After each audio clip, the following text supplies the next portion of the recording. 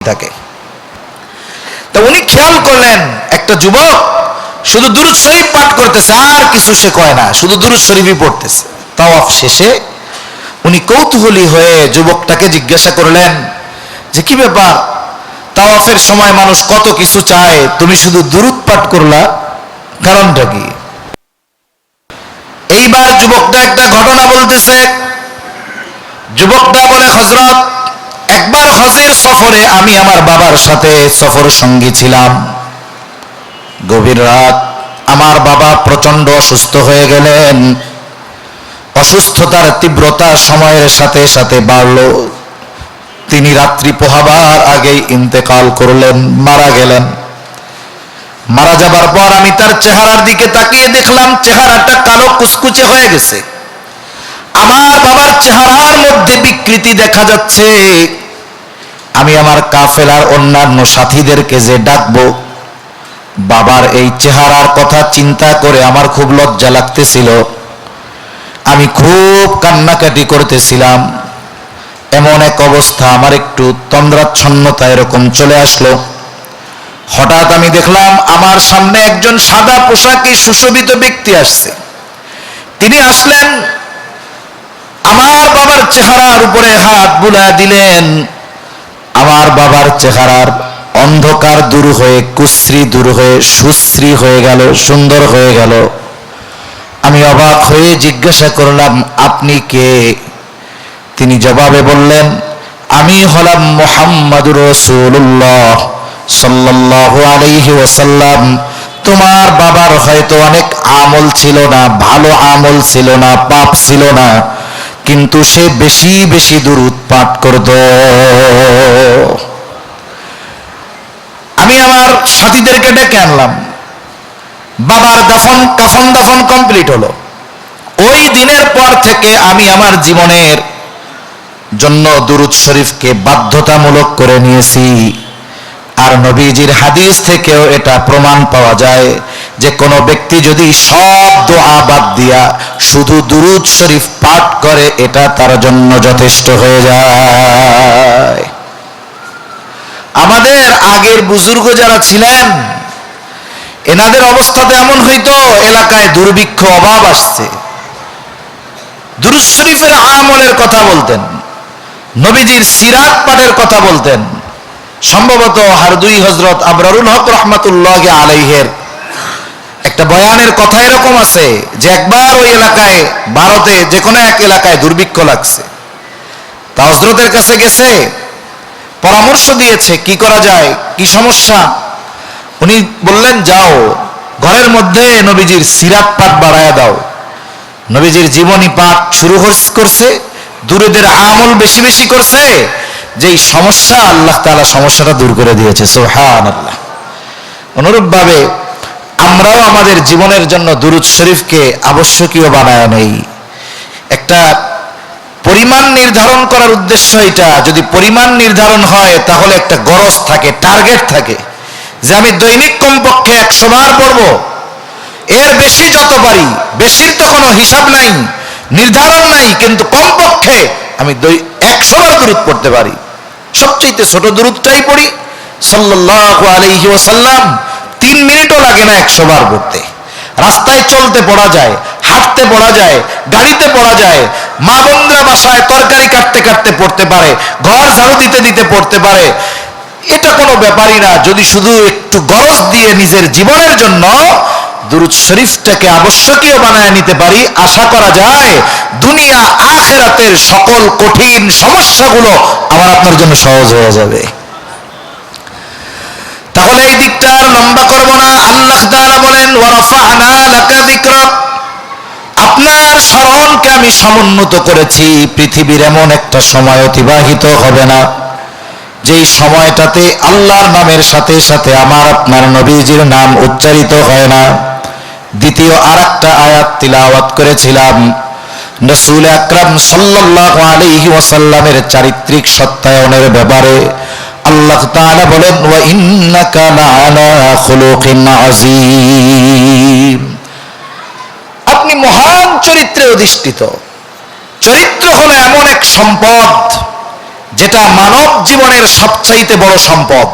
এক হাদিসের মধ্যে আসছে, নবীজি সাল্লাল্লাহু আলাইহি ওয়াসাল্লাম বলেন, এই উত্তম আখলাক, উত্তম চরিত্র, এটা কেমন দামি? রাসূলুল্লাহ সাল্লাল্লাহু আলাইহি ওয়াসাল্লামকে জিজ্ঞাসা করা হলো, ইয়া রাসূলুল্লাহ সাল্লাল্লাহু আলাইহি ওয়াসাল্লাম, মিজানে সবচাইতে ওজন হবে কোন আমল? নবীজি সাল্লাল্লাহু আলাইহি ওয়াসাল্লাম নামাজের কথা বলেন নাই, রোজার কথা বলেন নাই, হজ যাকাতের কথা বলেন নাই। নবীজি জানায় দিলেন, মিজানে সবচাইতে ওজন হবে উত্তম চরিত্র। উত্তম চরিত্র এটা হবে মিজানে সবচাইতে ওজনদার। একজন মুমিন, তার আমলে কমতি হতে পারে, গুনাহ হতে পারে, কিন্তু যদি তার চারিত্রিক সৌন্দর্যতা অর্জিত হয়, সে যদি আখলাকে হামিদা অর্জন করতে পারে, প্রশংসনীয় চরিত্র অর্জন করতে পারে, ওই উত্তম চরিত্র মিজানে সবচাইতে ওজনদার হবে, সবচাইতে ভারী হবে। আবার রাসূলুল্লাহ সাল্লাল্লাহু আলাইহি ওয়াসাল্লাম আর এক হাদিসের মধ্যে বলেন, পিতার জন্য পুত্রের প্রতি সবচাইতে বড় দান হলো উত্তম আখলাক শিক্ষা দেওয়া। আমরা অনেক সময় মনে করি সন্তানের জন্য সম্পদ, গাড়ি বাড়ি, ধন দৌলত যে রেখে যেতে পারে ওই বাবা মনে হয় সফল বাবা। কিন্তু নবীজি জানা দেন, সন্তানের প্রতি পিতার সবচাইতে বড় দান হলো উত্তম আখলাক। তাই শুধু সন্তানের জন্য সম্পদ গড়ার চেষ্টা করলে হবে না, বরং আমাদের তো এই মেহনত করা দরকার, আমাদের সন্তানগুলোর চরিত্র যেন উত্তম চরিত্র হয়, আখলাক যেন আখলাকে হামিদা হয়। আল্লাহ তৌফিক দান করেন। তা আমার আপনার নবীজির চরিত্র কেমন? আমার আপনার নবীজির চরিত্র হলো এমন এক চরিত্র যেটার সত্যায়ন দুনিয়ার কেউ করে নাই। নবীজির চরিত্রের সত্যায়ন করেছেন কে? আল্লাহ। তবে আবার এমনটা নয় যে নবীজির চরিত্র নবুয়তির পরে পরিপূর্ণ উত্তম হয়েছে, নবুয়তির আগে অন্যরকম ছিল, বিষয়টা এমন না। নবীজির চরিত্র এইরকম, একটা উদাহরণ দিলে বুঝতে সহজ হবে। নবীজির চরিত্রটা মনে করেন স্বর্ণ। এক ব্যক্তি 20 বছর আগে সৌদি আরব থেকে একটা স্বর্ণের বার আনছে, বিস্কিট বার। ওই স্বর্ণের খণ্ডটা যদি 20 বছর তার আলমারি বা ঘরের মধ্যে থাকে, বলেন তো কেনার সময় ওইটার যেই উজ্জ্বলতা ছিল 20 বছর পরে ওই রকম উজ্জ্বলতা কি থাকবে? উজ্জ্বলতা থাকবে না, ওইটার উজ্জ্বলতা কমে যাবে, ওইটার উপরে ময়লা পড়বে, ওইটা দেখতে আগের মতো চকচক করবে না। হ্যাঁ, চকচক করতেছে না ঠিক, কিন্তু দাম কি কমে যাবে নাকি? মূল্য কি কমবে? নবীজি সাল্লাল্লাহু আলাইহি ওয়াসাল্লামের নবুয়তির আগের চরিত্র স্বর্ণ, পরের চরিত্র স্বর্ণ। কারণ আমার আপনার নবীজির চরিত্র এমন, শরীয়তে যত বিষয় নিষিদ্ধ আছে আমার আপনার নবীজির দ্বারা নবুয়তির আগে কখনো ওই ধরনের কাজ সংগঠিত হয় নাই। নামাজ, মদ এটা হারাম হয়েছে নবুয়তির অনেক পরে। নবুয়তির আগে স্বাভাবিকভাবে মক্কার মানুষ পানির মতো মদ পান করত। নবুয়তির পরেও কিন্তু সাথে সাথে মদ হারাম হয় নাই। ওই সময়ও যারা ঈমান এনেছিল তারাও মদ পান করত। কিন্তু বলুন তো, কেউ এই কথা বলতে পারবে নাকি নবুয়তির পরে তো বহুদূর, নবুয়তির আগে আমার আপনার নবীজি কোনোদিন মদ পান করেছে নাকি?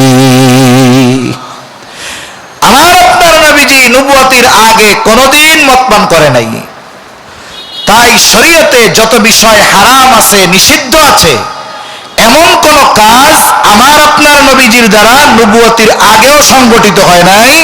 নবুয়তির পরে যদি ওইটা হারাম ঘোষিত না হয়ে থাকে, হারাম ঘোষিত হওয়ার আগ পর্যন্ত কোনোদিন আমার আপনার নবীজির দ্বারা এই ধরনের কোনো কাজ হয় নাই। তাই কাফেররা আমার আপনার নবীজিকে বারবার হত্যার অপচেষ্টা করেছে, কিন্তু কখনো চারিত্রিক অপবাদ দেওয়ার দুঃসাহস করতে পারে নাই। কাফেররা সংঘবদ্ধভাবে হত্যার চেষ্টা করেছে। নবীজি নামাজে সিজদায় গেছেন, উট উটের নাড়ি ভুড়ি আইনা নবীজির উপরে চাপায়া দিয়েছে, যেন শ্বাসরুদ্ধ হয়ে মারা যায়। নবী দাঁড়ায় আছেন, কাপড় গলার সাথে পেঁচায়া শ্বাসরুদ্ধ করে হত্যার অপচেষ্টা করা হয়েছে। কাফেররা সব গোত্র একত্রে মিলে মিটিং করে সংঘবদ্ধভাবে নবীজিকে হত্যার অপচেষ্টা করেছে। অথচ কোন কাফের আমার আপনার নবীজির চারিত্রিক ব্যাপারে অপবাদ দেওয়ার দুঃসাহস করতে পারে না। কাফেররা আমার আপনার নবীজির থেকে মানুষরা যেন দূরে থাকে, কাছে যেন না যায়, এই জন্য নবীজির ব্যাপারে তারা সাধারণত 4টি শব্দ মানুষের কাছে বলতো। কয়টি শব্দ? 1 নাম্বার বলতো মুহাম্মদ পাগল, 2 নাম্বার বলতো জাদুকর, 3 নাম্বার বলতো কবি, 4 নাম্বার বলতো গণক। এই 4টা শব্দ নবীজির ব্যাপারে তারা ব্যবহার করত। উদ্দেশ্য কি? সত্যকে যেন ফুটিয়ে তুলতে না পারে, মানুষ যেন ওইখানে না যায়, কারণ গেলে তো সে সত্যের আলোয় আলোকিত হয়ে যাবে, তাই নবীর থেকে দূরে সরাতে হবে। 3 বছর নবীজি গোপনে দাওয়াত দিয়েছেন। আল্লাহ তাআলার এইবার আদেশ, প্রকাশ্যে দাওয়াত দেন। প্রতিবেশী আত্মীয় স্বজনের মধ্যে দাওয়াত দেওয়া শুরু করেন। নবীজি সাল্লাল্লাহু আলাইহি ওয়াসাল্লাম আবু কুবাইস পাহাড়ে উঠে নবীর তার রিসালাতের ঘোষণা দিয়ে দিলেন। লম্বা কথা, আমি মূল যেটা বলা উদ্দেশ্য সেটা বলতেছি। গেল বিরোধিতা তো চলতেছে, নতুন এক ধর্ম নিয়ে আসছে মুহাম্মদ। কিছু মানুষ ইতিমধ্যে গোপনে তার অনুসারী হয়ে গেছে, এখন প্রকাশ্যে জীবনের ভয় না করে তার অনুসারী হচ্ছে, ঈমান আনতেছে। সময় গড়িয়ে হজের মৌসুম চলে আসলো। জাহেলিয়াতের সময়ও হজ হইতো, তবে এখনকার সিস্টেমে নয়। ওই সময়ও পৃথিবীর আনাস কানাস থেকে মানুষ বাইতুল্লাহ জিয়ারতের জন্য আসতো ওই হজের মৌসুমে। কাফেররা চিন্তা করতেছে, মানুষ তো বিভিন্ন দেশ থেকে আসবে, যদি তারা মুহাম্মদ সাল্লাল্লাহু আলাইহি ওয়াসাল্লাম, তারা যদি মুহাম্মাদের ধর্মে দীক্ষিত হয়ে যায়, মুহাম্মদ যদি তাদেরকে তার অনুসারী বানায় নেয়, তাহলে তো ঝামেলা হয়ে যাবে। কি করা যায়? বলে যারা মক্কায় আসবে, মক্কায় প্রবেশের একেবারে মেইন গেটে, প্রবেশদ্বারে তাদের সকলকে সতর্ক করে দেওয়া হবে। মক্কায় প্রবেশের 4 দিকের রাস্তায় একেবারে প্রবেশ মুখে 4টা গ্রুপ দাঁড় করায় দেওয়া হলো। পশ্চিম দিক দিয়ে যারা মক্কায় ঢুকবে, ওইখানে কাফেরদের নিয়োজিত ঘোষণাকারীরা তাদেরকে বলতেছে, এই শুনে নাও, সাবধান, মক্কায় একজন মানুষ আছে, তার নাম হলো মুহাম্মদ। খবরদার, সে কিন্তু একজন পাগল, তোমরা তার কাছে যাবা না, তার কোনো কথা শুনবা না। মক্কার উত্তর দিকের প্রবেশদ্বারে আরেক গ্রুপ দাঁড়ানো। পৃথিবীর ওই দিক থেকে যারা আসতেছে সবাইকে ডাক দিয়ে বলে, শোনো, মক্কায় একজন মানুষ আছে, তার নাম হলো মুহাম্মদ। খবরদার, তার কাছে যাবা না, তার কথা তোমরা শুনবা না, সে কিন্তু একজন গণক। পূর্ব দিক দিয়ে যারা প্রবেশ করতেছে, মক্কার প্রবেশদ্বারে একদল মানুষ তাদেরকে সতর্ক করে দিয়ে বলে, শোনো, মক্কায় একজন লোক আছে, তার নাম হলো মুহাম্মদ। খবরদার, তার কাছে যাবা না, তার কথা শুনবা না, সে হলো একজন পাগল। দক্ষিণ দিক দিয়ে যারা আসতেছে, মক্কার প্রবেশদ্বারে আরেক গ্রুপ দাঁড়ানো, তারা সতর্ক করে দিয়ে বলতেছে, শোনো, মক্কায় একজন মানুষ আছে, তার নাম হলো মুহাম্মদ, সে কিন্তু একজন কবি, তোমরা তার কাছে যাবা না, তার কথা শুনবা না। বলেন তো, নবীজি তার নাম মুহাম্মদ, এই নামটা জানতো কয়জন? বলে মক্কার কিছু লোকজন, তাই না? এই নবীজির নাম তো বিশ্বব্যাপী ছড়িয়ে দেওয়া দরকার। এখন তো ফেসবুক নাই, ইউটিউব নাই, ইন্টারনেট নাই। আল্লাহ তাআলা এমন এক পদ্ধতি অবলম্বন করলেন যে মুহাম্মদকে দেখার আগে মুহাম্মাদের নাম কাফেরদের মুখে গোটা দুনিয়া থেকে আগত মানুষের কানে আল্লাহ কাফেরদের জবান দিয়েই পৌঁছায় দিলেন। সুবহানাল্লাহ। মানুষের অভ্যাস কি? আল ইনসানু হারিসুন আলা মা মুনিয়া, যেটার ব্যাপারে ওরা নিষিদ্ধ করা হয় ওইটার ব্যাপারে ওর আগ্রহ আরো জাগ্রত হয় বেশি। সবাই মক্কায় ঢুকতেছে আর সবার মুখে এক নাম, কে রে? মুহাম্মদ। ওরা বলছে খবরদার কাছে যাইও না, আর ওদের দিলের অবস্থা না যাওয়া পর্যন্ত আর ভালো লাগতেছে না। সুবহানাল্লাহ। সবাই খোঁজে মুহাম্মদ কোথায়, মুহাম্মদ কোথায়, মুহাম্মদ কোথায়।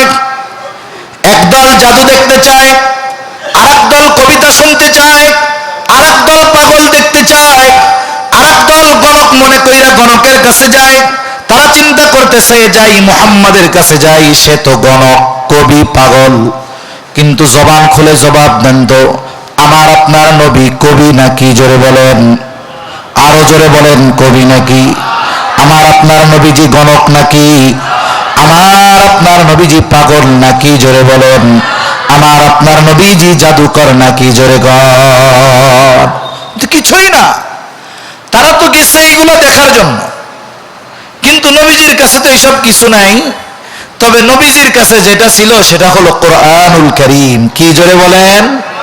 কোরআনুল কারীম। নবীজি সাল্লাল্লাহু